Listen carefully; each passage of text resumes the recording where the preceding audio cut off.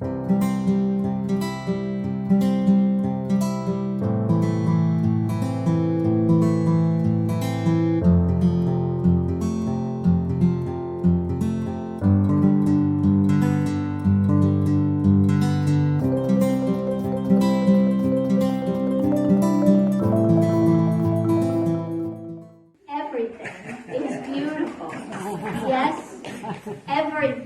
is beautiful.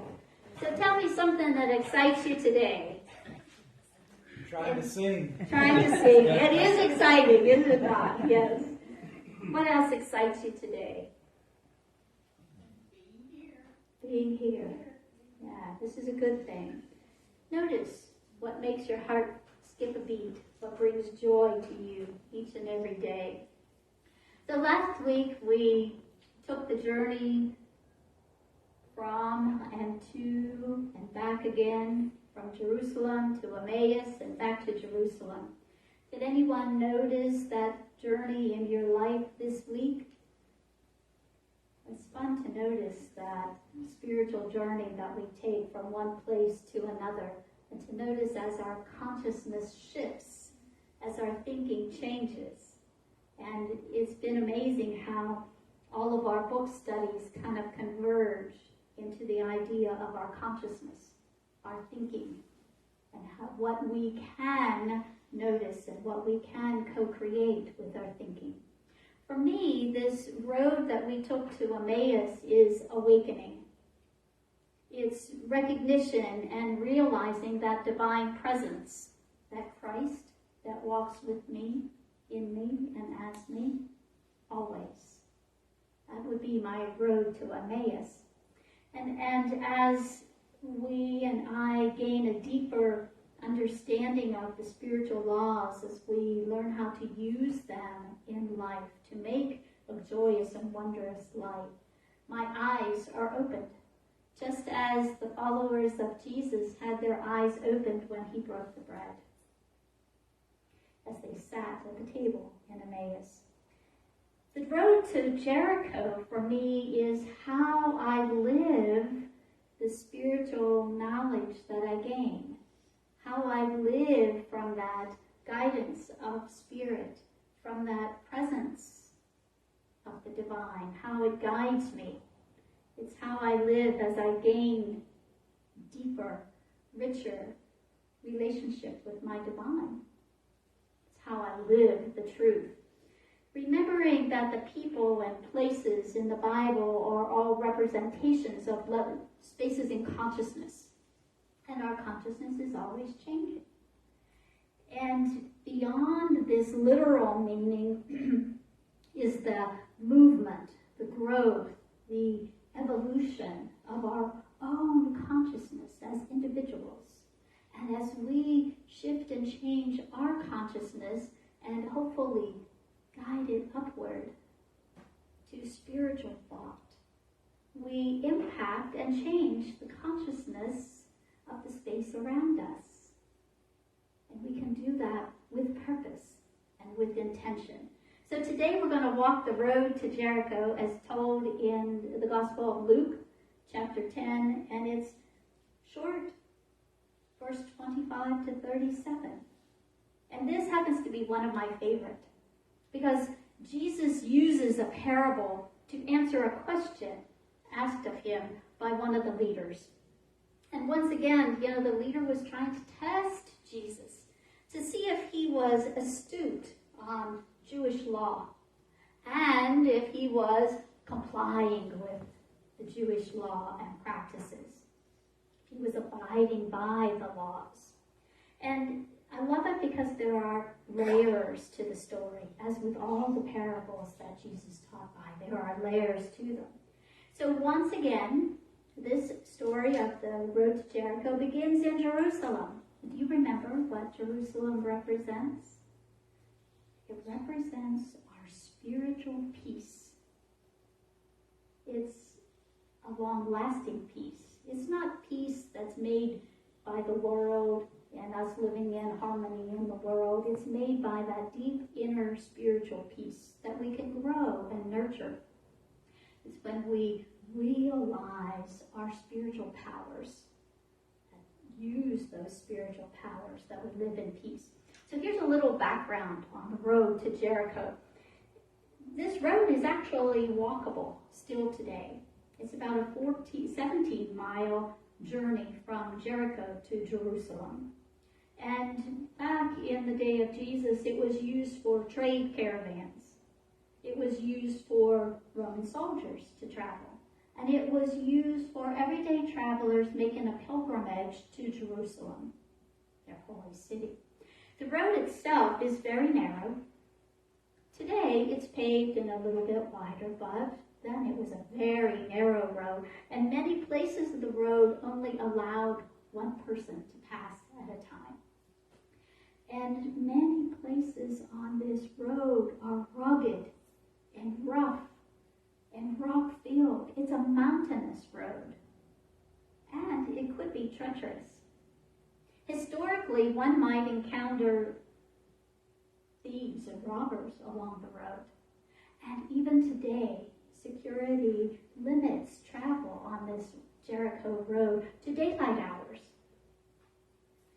And the security restricts any other travel. So here's the story.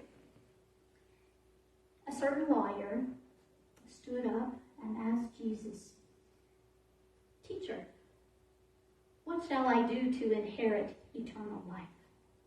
To which Jesus replied, "Well, what is written in the law? How do you understand it?" And the lawyer answered, "You shall love the Lord your God with all your heart, all your soul, all your strength, all your mind, and your neighbor as yourself." And Jesus said, "That's correct. That's how you attain eternal life. Do this and you shall live." The lawyer, wanting to validate himself, said, "Well, tell me, who is my neighbor?" To which Jesus answered this story. There was a man traveling, going down from Jerusalem to Jericho. And he fell among robbers and thieves. And they stripped him and beat him and laid him on the side of the road, half dead, half alive. And by chance, a priest came by on that same road to Jericho, and seeing the man on the side of the road, passed by, left him. In time, a Levite came by. Seeing the man on the side of the road, he too passed by, leaving the man in his unfortunate state. But a Samaritan came by, and when he saw the man, he went to him. Noticing the severity of his wounds, he cleansed his wounds with oil and wine and bound them in cloth. He gathered him up and put him on his own animal and traveled to the next town. Got a room in the inn and cared for the man during the night. And when morning came, the Samaritan gave the innkeeper money and said, "Please take care of him. Use all the money I'm leaving, and if you need more, I'll give you more when I pass through again." Which he did. Jesus said to the lawyer, "Now of these three men, who is the neighbor?" And the lawyer replied, "The one who showed mercy and compassion." And Jesus replied, "That's correct. Do this now. Go and live that same way. Live with mercy and generosity to strangers." So let's break this story down beyond just the beauty of the story, beyond the literal meaning of the story. People turning their back on someone in need, and people being generous and kind and compassionate. So beginning with the movement from Jerusalem to Jericho, there's a movement from that spiritual peace, that peacefulness of heart, to Jericho, which represents our humanness, which is not always peaceful. the story, when we move from our spiritual peace to our human thoughts and thinking, we can be stripped of our peacefulness. We can be stripped of all that is truly valuable in life, right? We've all experienced that. Oh, we think, okay, we've created this beautiful, wonderful life with the help of Spirit. Now we can go it alone. We can make it happen. We can do that. And we lose track of what is truly valuable in our human consciousness. And the first to encounter this man on the side of the road was none other than a priest. Someone who we might think would be the first to stop and help, right? But he passed him by. The second was a Levite. Now, a Levite is a person who is in the Hebrew tribe of Levi. And Levites were assistants to the priests in the worship services in the temple. So now we have a priest and a priest assistant passing by someone in need. You might think that they would offer help or at least a prayer. You know, thoughts and prayers. But they didn't. They passed by. And they kept going on their journey. Now they kept to the letter of the law. They kept to the doctrine of Jewish law. They abided by that. They kept to the dogma, if you will. And yet they didn't live the spirit of the law, which gives life. The spirit of the law. And the spirit of the law is the action of the law. It's what moves us into action to show compassion, to show kindness, to be generous, all of those things. The priest and the Levite represent the religiosity of life. And yet religion without the action, without the Spirit moving, is nothing. It keeps in thoughts and prayers. And then comes the Samaritan. And the Samaritan represents the state of mind that is actually mixed consciousness. They've moved from Jerusalem, the peace and the spiritual peace, and they're mixing with the human, and yet still the Samaritan knows the right thing to do. He's moved with compassion. And he went to the man, and he cared for his wounds, and cleansed his wounds, and wrapped his wounds, and gave up his own animal to carry him to safety. The Samaritan didn't stop there. The next morning he gave of his money to the innkeeper to continue to care for the man as long as he needed, with a promise to pay when he passed through the town again. So after telling this parable, Jesus asked the lawyer, which of these three were the neighbor, and who to the man who encountered the robbers? And of course the lawyer replied, the one who showed mercy. It was obvious to even the lawyer, the leader. And Jesus instructed the lawyer to go and live likewise. So through the parable, we're taught to give action to our words. And we talked about this very thing in the Sunday school class this morning. Give action to our words. Somebody suffering on the side of the road is our invitation. It's our call to action. And we're to live this way, not just when somebody's present to watch us and see us do good, but even in the quiet moments, every time an opportunity shows up, even on a lonely road. Thoughts and prayers are wonderful, and we always lend our thoughts and prayers when people have a need, and there's more. There's our action. That's our fifth unity principle. We say it together every Sunday. It's not enough to know these spiritual truths. We must live them. Loving service to our world, right? Say it every Sunday.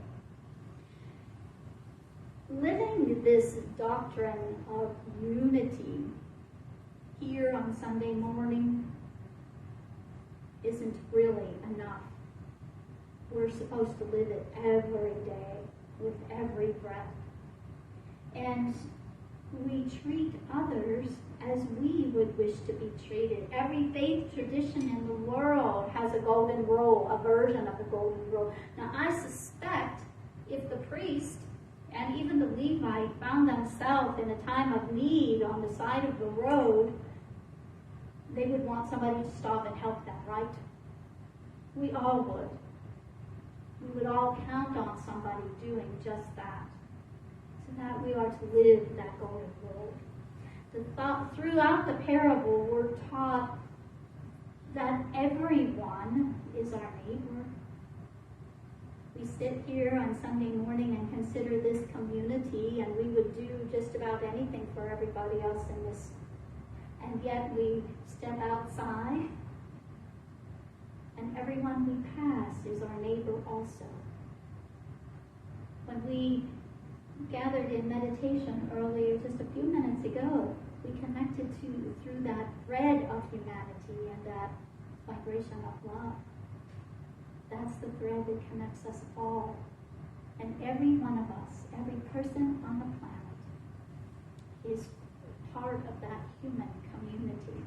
So everyone is our neighbor, and we are neighbors to everyone else, regardless of nationality, regardless of race, regardless of gender expression and orientation, regardless of political party, regardless of how they access that essence and energy that moves through all the universe, that which is the source of all love and the cause of all life, however they have access that energy.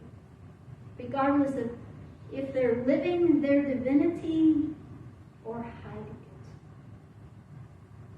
they are our neighbors. And the thread of humanity leaves no one out. No one at all. Whether we like them and appreciate them and can see their divinity or not. They are connected in that thread of humanity. You will never look into the eyes of a person that God does not love. Never. So when you look into the eyes of another person, know that you are looking into the face of God's beloved. When you look into the mirror, know that you are looking at the face of God's beloved. No one is left out. So notice the journey of life through this coming week. Notice the priests. Notice the Levites. Notice the Samaritans. And notice yourself. Notice how you show up.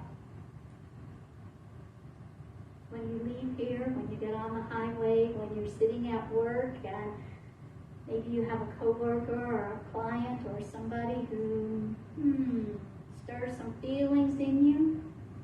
People do that. That's what we're here for, to teach and help each other grow, and we do that by calling us to grow.